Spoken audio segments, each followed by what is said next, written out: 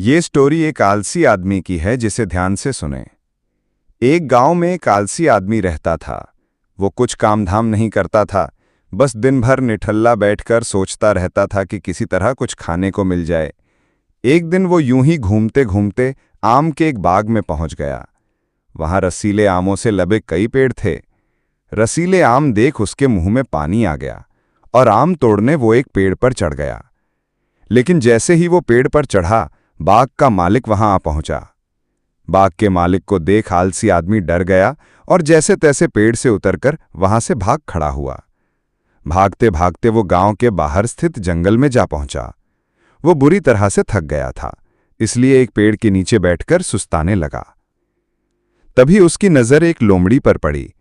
उस लोमड़ी की एक टांग टूटी हुई थी और वो लंगड़ाकर चल रही थी। लोमड़ी को देख आलसी आदमी सोचने लगा कि ऐसी हालत में भी इस जंगली जानवरों से भरे जंगल में ये लोमड़ी बच कैसे गई, इसका अब तक शिकार कैसे नहीं हुआ। जिज्ञासा में वो एक पेड़ पर चढ़ गया और वहां बैठकर देखने लगा कि अब इस लोमड़ी के साथ आगे क्या होगा। कुछ ही पल बीते थे कि पूरा जंगल शेर की भयंकर दहाड़ से गूंज उठा, जिसे सुनकर सारे जानवर डरकर भागने लगे। लेकिन लोमड़ी अपनी टूटी टांग के साथ भाग नहीं सकती थी।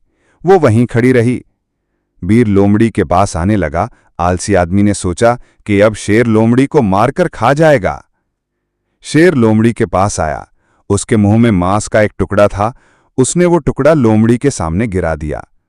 लोमड़ी इत्मीनान से मांस के उस टुकड़े को खाने लगी। थोड़ी देर बाद शेर वहां से चला गया। ये घटना देख आलसी आदमी ने सोचा कि भगवान सच में सर्वे सर्वा है। उसने धरती के समस्त प्राणियों के लिए, चाहे वो जानवर हो या इंसान, खाने पीने का प्रबंध कर रखा है। वो अपने घर लौट आया। घर आकर वो 2-3 दिन तक बिस्तर पर लेटकर प्रतीक्षा करने लगा कि जैसे भगवान ने शेर के द्वारा लोमड़ी के लिए भोजन भिजवाया था, वैसे ही उसके लिए भी कोई न कोई खाने पीने का सामान ले आएगा। लेकिन ऐसा कुछ नहीं हुआ। भूख से उसकी हालत खराब होने लगी।